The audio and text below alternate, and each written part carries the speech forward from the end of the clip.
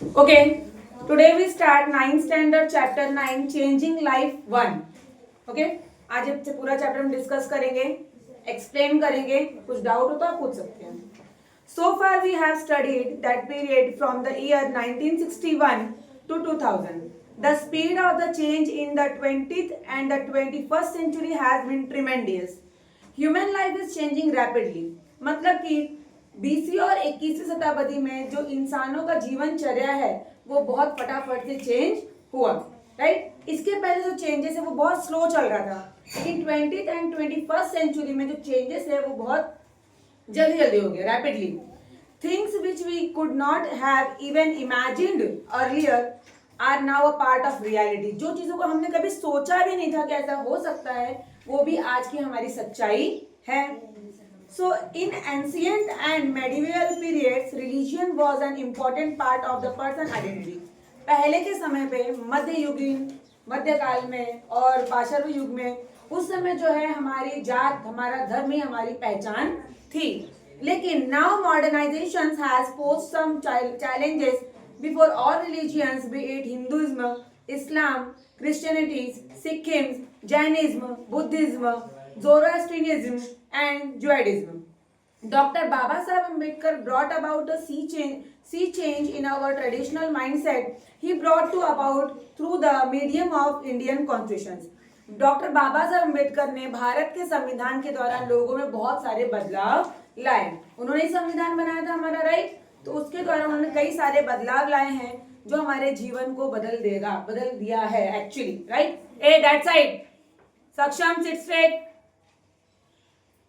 Okay, according to our constitutions, हमारे संविधान के हिसाब से all Indians are equal before the law and they can not be discriminated against on the basis of religion, race, caste, gender और birth of place.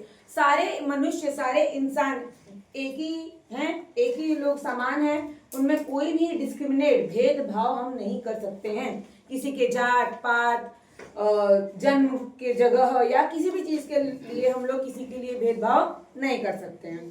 So all citizens have a right to freedom of speech and expression, freedom to assemble peacefully without arms, freedom to form association, freedom to move, to live, settle down anywhere on the Indian territory and to practice any occupations. Indian citizens living anywhere in India enjoy the right to nurture their language, script and culture. इसीलिए भारत में किसी को भी कोई बात की भेदभाव नहीं दिया गया. सबको पूरी आज़ादी है अपनी बात बोलने का, अपनी बातों को रखने का, अपनी भावनाओं को समझाने का, अपनी लैंग्वेज को, अपनी जात को आगे बढ़ाने का, कहीं पे भी आने का, कहीं पे भी जाने का, कोई भी बिजनेस स्टार्ट करने का, अपनी जिंदगी अच्छे से जीने का. पूरे भारत क्षेत्र में हम कहीं भी आ जा सकते हैं, कोई भी रुकावट हमको नहीं है. Clear? This provision in Constitution shook the foundation of the caste system. It helped to make the practice of vocations running in the family absolute. Change became the trend in every field of life. The following box show the how even machines were affected. आज के present time पे जो changes है ये सबसे बड़ी चीज है. चेंजेस आना ही सबसे बड़ी चीज है और जरूरी है. अगर चेंजेस नहीं है तो हमारे यहाँ मॉडर्नाइज ही नहीं समझो. लेकिन मॉडर्नाइजेशन के नाम पे ऐसा चेंज नहीं होना चाहिए जो हमारे लिए हार्मफुल है. चेंज वो करो जो हमारे लिए यूजफुल हो, बेनिफिशियल हो, राइट. और हमारे लिए नहीं बल्कि हमारे सोसाइटी के लिए और सबके लिए भी वो क्या होनी चाहिए, बेनिफिशियल होनी चाहिए, यूजफुल होनी चाहिए. 10 ये बॉक्स आप रीड कर लेना, डू यू नो वाला. 10 began a series of minor and major changes in society. तो अब शुरू होता है छोटा और बड़ा बदलाव हमारे समाज का.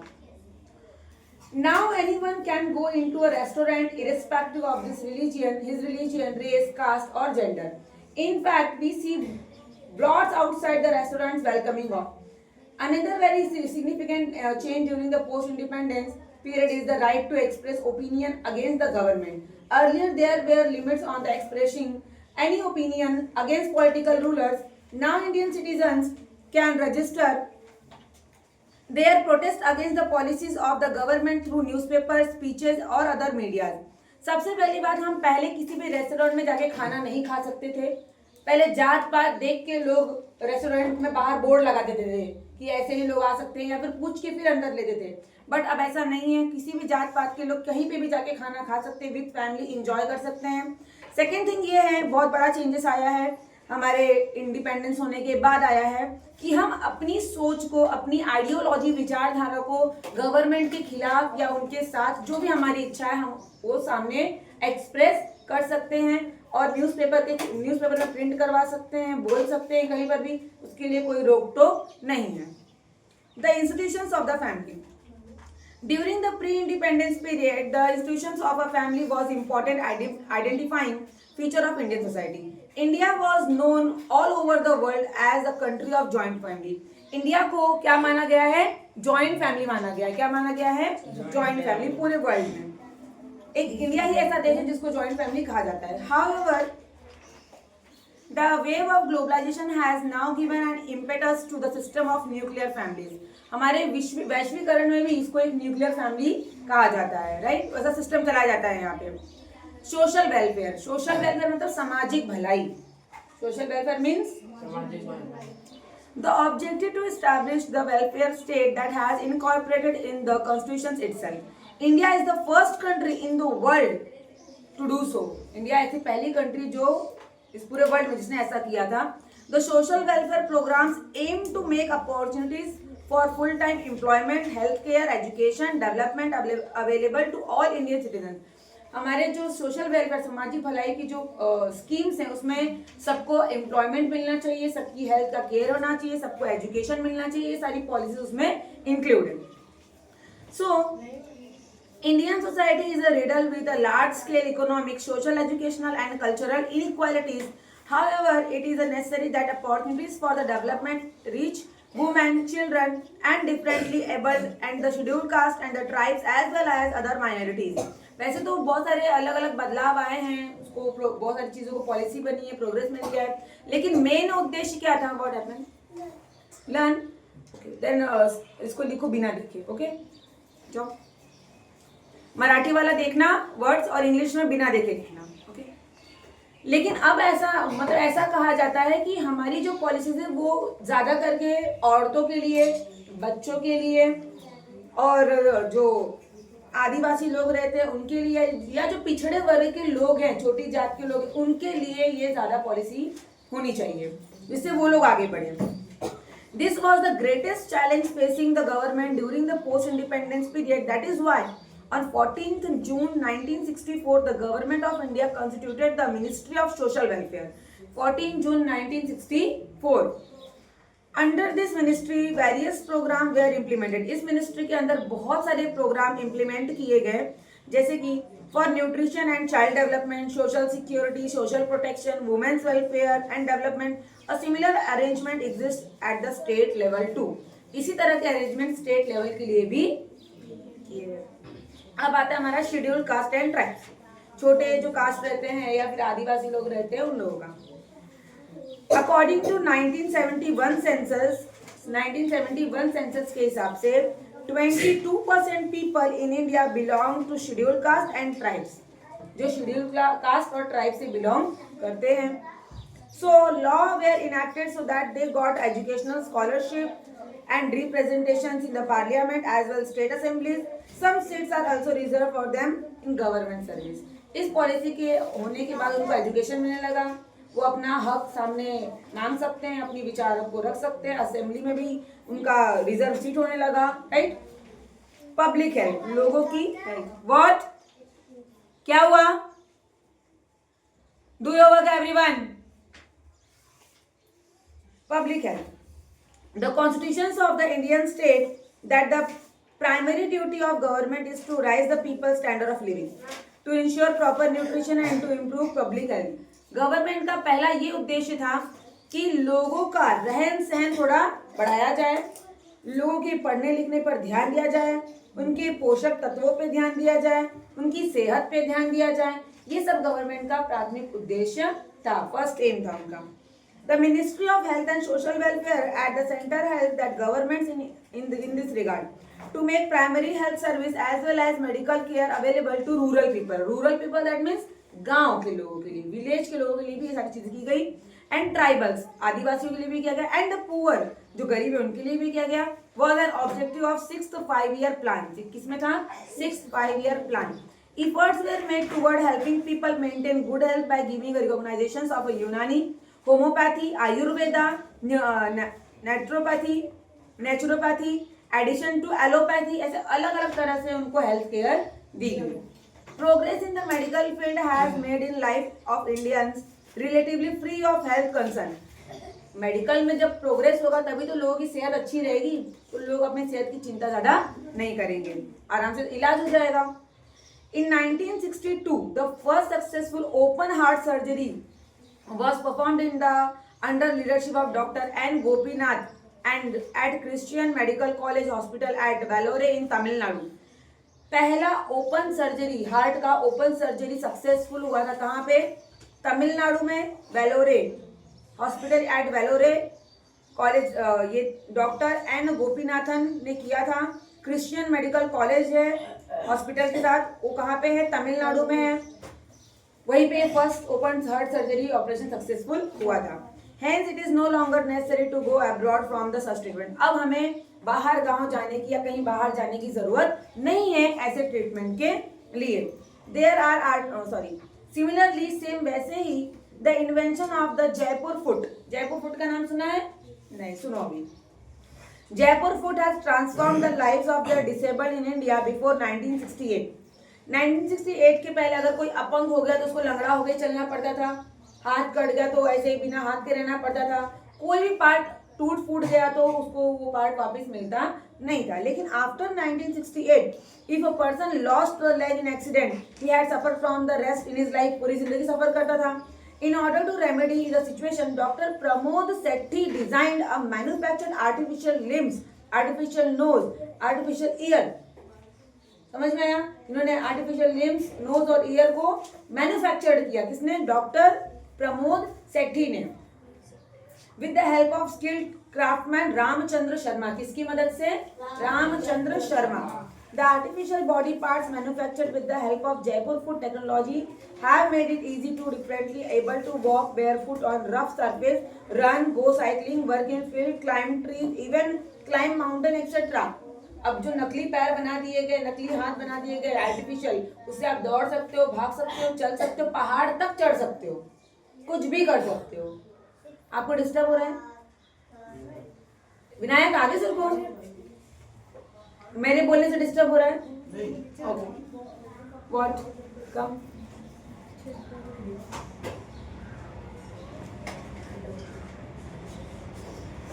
Yes right. ओके, ठीक है. They save on the expenses on the shoes as there is no need for footwear on these artificial limbs. They can bend their legs at the knees and sit cross-legged. These feet are also convenient while working water or wet condition. ऐसा अब artificial पैर बना दिया गया है. पहले अगर लगता भी था तो लोहे का पट्टी लगता था जॉन डो के ऐसे गोल में, और फिर ऐसा जो इंसान से खड़ा कर सकता है या फिर लेट सकता है, फिर स्ट्रेट कर सकता है. लेकिन अब ऐसा जो आप घुटना मोड़ सकते हो, घुटने को मोड़ सकते हो, ऐसे अच्छे से बैठ सकते हो मानी डाल के, कोई टेंशन नहीं है. ठीक है. Kidney transplant. आगे क्या है? Kidney transplant. Since this surgery can now be performed in India, doctors have succeeded in saving patients' lives. अब उस डॉक्टर पेशेंट की जिंदगी बचा सकते हैं. Such surgery were not so common in India till 1971. 1971 तक ये चीज पॉसिबल नहीं थी, but in 1971 it was successfully performed at the Christian Medical College, same college है हॉस्पिटल इन वेलोरे तमिलनाडु, वहीं की बात हो रही है. पर डॉक्टर दूसरे हैं. डॉक्टर का नाम है doctor Johnny and doctor Mohan Rao. Transplanted the kidney donated by a living person to the patient body. एक जिंदा इंसान के अंदर से किडनी निकाल के एक पेशेंट को किडनी ट्रांसप्लांट करना. Nowadays patients from underdeveloped countries come to India for such surgery. जो अंडरडेवलप्ड कंट्री के लोग हैं वो इंडिया में आते हैं ऐसी सर्जरी करवाने के लिए. What happened? Ma'am, can I go to my next? Go. Test tube baby. Test tube baby का नाम सुना है? जिनको बच्चे नहीं होते वो ये यूज करते हैं techniques. Test tube baby. Right from earlier times, having a baby is considered to be of utmost importance in the Indian family system. Bharat के जो लोग हैं इनको बच्चा हो चाहिए ही चाहिए. शादी हो गई उसके बाद बच्चा चाहिए, बच्चे नहीं हो रहे तो 10 बार लोग ताना देंगे, टॉन्ट करेंगे। अच्छा तो 2 साल हो गए, अब तक एक भी बच्चा नहीं हुआ, अच्छा तो 4 साल हो गए, बच्चा नहीं हुआ, जरूर कुछ कमी है लड़की में। अब लड़की में कि लड़के में वो नहीं पता, लेकिन लड़कियों को ही सबसे पहले ब्लेम किया जाता है। So the support of test tube baby technology has been available to childless couples since 1978. 1978 से जो childless जिनके पास बच्चे नहीं है ऐसे लोगों को बच्चे होने के लिए ये टेक्निक यूज की जाती थी। It was under the supervision of, किसके अंडर सुपरविजन में हुआ? डॉक्टर सुभाष मुखोपाध्याय। किसके अंडरशिप में हुआ? Doctor Subhash Mukhopadhyay. That the experiment of test tube baby was successful. कहाँ हुआ? Kolkata. This was the first successful attempt at the artificial conception. A girl named Durga was born. एक लड़की का हम लोग मतलब वो लोग ने टेस्ट ट्यूब बेबी करके बॉर्न किया था, जिस लड़की का नाम क्या रखा था? Durga. This technology helped to solve the problem of childless couple who wanted children. जिनको बच्चे चाहिए और बच्चे नहीं हो रहे, उसको इस टेक्निक से बच्चे हो सकते हैं, होते ही हैं, हो सकते क्या हैं। फिर immunizations. Before 1978 every 6 Indian infants out of every 10 who were born face fatal health problem in the very first year of their birth. हर 10 बच्चों में से 6 बच्चे से हेल्थ प्रॉब्लम को फेस करते थे जो बॉर्न होते थे, right. The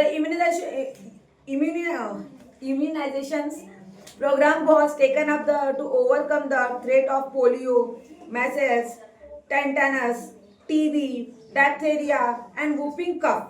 The pulse polio immunizations program started in 1995 has controlled polio. पहले लोगों को कितना पोलियो होता था, कोई लूले लंगड़े, एक आंख बंद, ऐसे बहुत सारी चीजें होती थी, राइट। लेकिन ये जो पोलियो स्टार्ट किया है, पोलियो डोज 2 बूंद जिंदगी के, फिर बच्चे बॉर्न होते तुरंत उनको कांच में रख देते हैं, यहाँ हाथ नहीं लगाना, उनको तुरंत कांच में रख देते हैं। What happen? बोलो, नहीं बोलो, इट्स ओके। व्हाट? हाँ, वृक्षारोपण मतलब जो पेड़ हम लगाते हैं, पेड़ उसको बोलते हैं। आते हम लोग, हाँ, पोलियो पे। तो ये सारे जो प्रॉब्लम है वो पहले होते थे, लेकिन जब से ये पोलियो का सिस्टम हुआ या बच्चों के लिए इम्यूनाइजेशन किए जाने लगे, तब से ये सारे तकलीफें खत्म हो गई। फिर अर्बनाइजेशन मतलब शहरीकरण। Urbanization is the process of the concentration of population in a city or urban area. Increasing population is one major. No, there is no.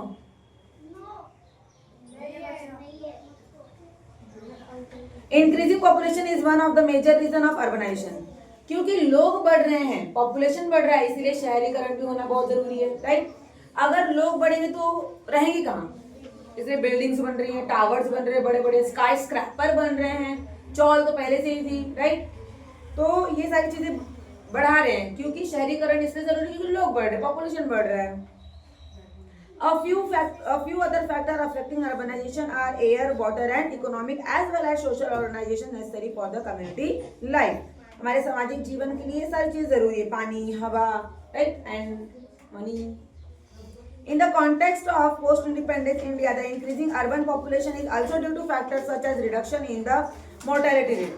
Urban factor जो हमारे शहर की चीजें हैं वो भी mortality जो मृत्यु दर है वो कम करने के लिए ये भी एक कारण है, right? Industrializations, unavailability of means of livelihood, rural area, job opportunities in cities, and the resulting migration. To reduce the strain on cities, it is necessary to make a job available in village, achieve a balance in economic development, control the expansion of metros, and provide necessary service and facilities in both urban as well as rural area. अब शहरों में क्या होता है, बहुत सारे job की opportunity रहती है, रहन सहन अलग है, मेडिकल फैसिलिटीज है, एजुकेशन फैसिलिटीज है, इसलिए लोग गांव से यहाँ आते हैं, माइग्रेट करते हैं अपने रहन सहन और पढ़ने लिखने के लिए, हेल्थ केयर के लिए। लेकिन अगर यही सारी फैसिलिटीज हम लोग रूरल एरिया में भी प्रोवाइड करें तो उन लोगों को इतना माइग्रेट, इतना सफर करने की जरूरत नहीं पड़ेगी। एक white, don't talk, seat straight everyone. Next is rural area. A village is a permanent settlement of farmers near the land they themselves tilled either individually or collectively. वो एक उनका परमानेंट प्लेस रहता है, अपने खेतों के नजदीक उनका घर रहता है, वहीं रहते हैं, वहीं खेती करते हैं, वहीं अपना जिंदगी गुजारते हैं। Village came into existence when farming began, जब से फार्मिंग शुरू हुई, खेती शुरू हुई, तब से गांव की शुरुआत हो गई है। जहाँ खेती करेंगे वहीं रहेंगे ना, बाहर थोड़े रहेंगे। Villages in India are thinly populated. A dense cluster of house surrounded by farmland is a unique feature of an Indian village. A settlement smaller than even a village is called a hamlet compared to urban community. The village community is very small. Villages are not uniform across India. They are different based on religion and physical features. अलग अलग गांव में अलग अलग जात पात के लोग रहते हैं, और गांव भी छोटे छोटे होते हैं, वहां पे लोग भी थोड़े कम ही होते हैं, राइट। शहर में तो पूरे खचाखच पूरे भरे रहेंगे। पोस्ट इंडिपेंडेंस पीरियड, पोस्ट मतलब इंडिपेंडेंस के पहले या बाद में? बाद में। प्री इंडिपेंडेंस तो पहले हुआ ना, पोस्ट हुआ तो मतलब बाद में। Who is talking there? Quite.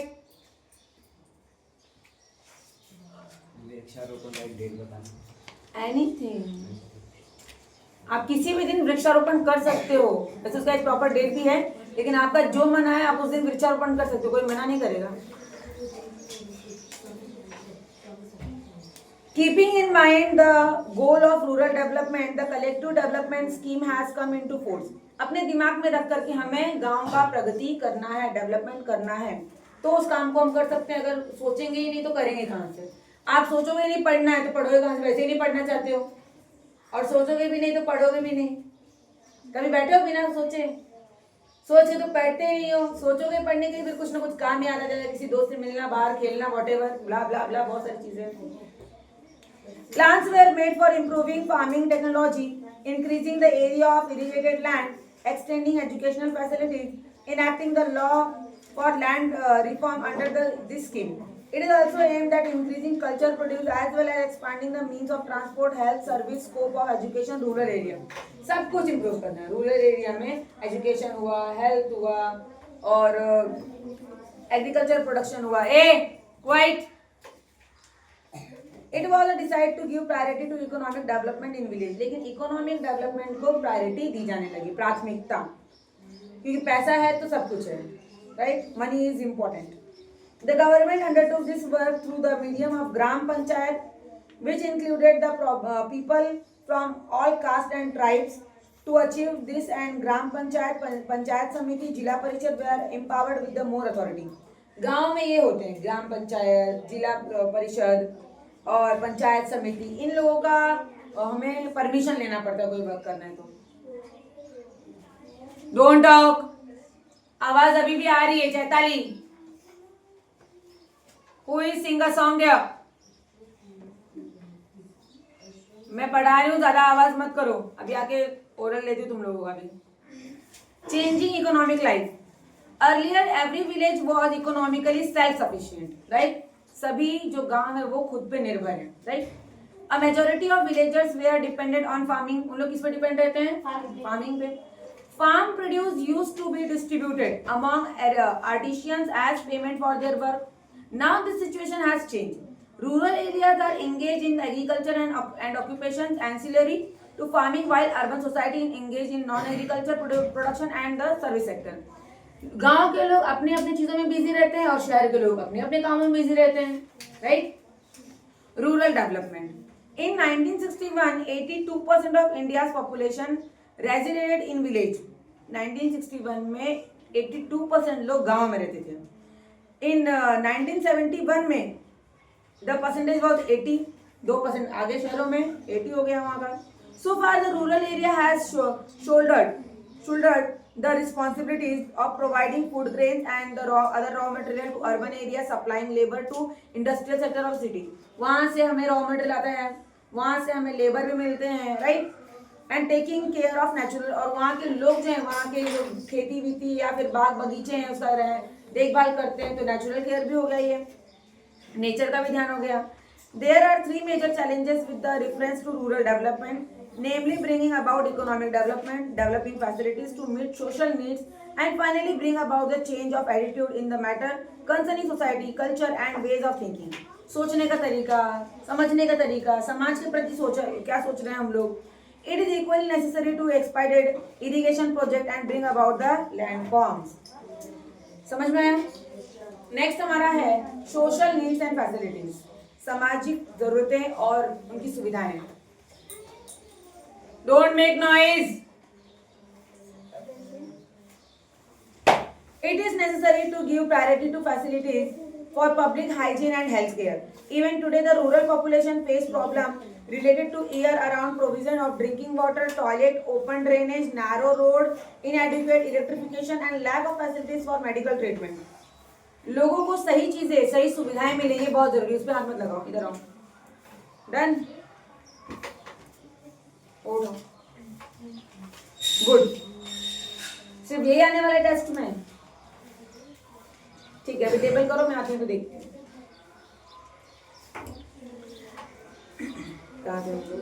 हाँ, अब लोगों को अपनी हेल्थ पे ध्यान देना चाहिए. हाइजीन मतलब साफ सफाई पे ध्यान देना चाहिए. और पहले क्या था, ना पीने के लिए ढंग का पानी था, ना टॉयलेट जाने के, टॉयलेट जैसे ओपन में जाते थे. अभी भी आप लोग के गांव में कोई ओपन में जाता है? अभी भी जाते हैं आपके यहाँ? नहीं ना, आपके टॉयलेट्स बन गए ना सब. गवर्नमेंट तो फ्री में टॉयलेट बनवा रही थी. हमारे यहाँ तो सब जगह टॉयलेट है, सब जगह. इवन पर्सनल टॉयलेट है सबके घर में, कोई दिक्कत नहीं है. मेरा गांव तो गांव जैसा लगता ही नहीं है. मेरे घर में सब कुछ है, सब मतलब हर एक चीज. मैं इस बार गई थी तो मुझे चूल्हे का खाना भी नहीं खाने मिला. सोचो, cylinder, fridge, AC, cooler, tractor, dresser, सब. कोई टेंशन नहीं. सब वहाँ पे पूरा सिटी जैसा सेटअप कर देते हैं ना वो लोग. अब कहाँ कोई जल्दी. फिर हाँ, और इतने सारे वहाँ पे फार्मिंग अच्छे फ्रेश वेजिटेबल्स होते हैं फार्म में, तो क्या जरूरत है कुछ. सब बहुत अच्छा रहता है वहाँ पे. Okay. There is a lack of good quality education facilities from primary level to higher education center, from recreation and libraries. That's why it is necessary to give special attention to rural area. गांव में पहले पढ़ने लिखने की सुविधा नहीं थी, right ना. लेकिन अब इसीलिए गवर्नमेंट को सलाह कि वहाँ पे ये सारी चीजें देना बहुत ज्यादा जरूरी है. The collective development scheme had an important place in all the first 4-5 year plans of the government of India. The state of Maharashtra registered remarkable achievements under this scheme. और हमारे महाराष्ट्र ने इसमें बहुत अच्छा अचीवमेंट भी दिखाया है. फॉर एग्जाम्पल, जिला परिषद वेर एस्टैब्लिश 1962. कब एस्टैब्लिश किया गया? न्यूट्रिशन डाइट स्कीम, मतलब पोषक तत्व मिलना चाहिए लोगों को, ऐसा स्कीम लॉन्च किया गया 1971 में. The state also started rural water supply scheme, sinking wells and providing piped water, मतलब पाइप्स के द्वारा सबके घर में पानी जाएगा, पाइप लगाकर. By 1677 small dams had also built. जगह जगह छोटे मोटे डैम बनाए गए, घर में पाइप से पानी पहुंचाने जाने लगा. बहुत सारी अलग अलग तरह की सुविधाएं, फैसिलिटीज प्रोवाइड की जाने लगी. अब है रूरल इलेक्ट्रिफिकेशन. रूरल, पहले गांव में पता है किसी का मीटर नहीं होता था. लोग ऐसे बोलते थे, काटी लगाकर ऐसे तार को ऐसे कहीं भी अटका देते थे और लाइट आ जाती थी. पर कितने लोग उससे टच होने की वजह से चले जाते थे, क्योंकि टेरेस पे ये सारे वायर होते थे. अब ऐसा नहीं है. Electricity is essential for development of rural areas. Automatic pumps are needed to water the fields. Electricity is needed to preserve perishable food items such as milk, egg, fruits, vegetables, to run fertilizer project, and for fans and TV, light, study night. During the first 5 year plan, electricity had been provided to 3,000 villages in India. गांव के जो लोग हैं उनके लिए भी electricity बहुत ज़्यादा ज़रूरी है. खाना वाना कहाँ प्रिजर्व करके रखेंगे, फैन भी ज़रूरी है, टीवी भी ज़रूरी है, मिक्सर भी ज़रूरी है, सब कुछ इंपॉर्टेंट हो गया. खेतों में पानी देने के लिए पंप ज़रूरी है. वर्ड बोलो. They have see.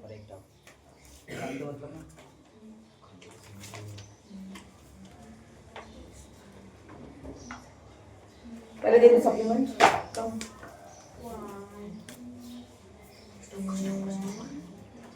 उसका जो किनारा रहता है ना, जो रिमेनिंग रहेगा दे देना. हाँ, 2 लेसन्स. ओके. कहा थे हम लोग? By 1973, it reached 1,38,646 villages from 1966 it was decided to supply more electricity for pump and bore wells.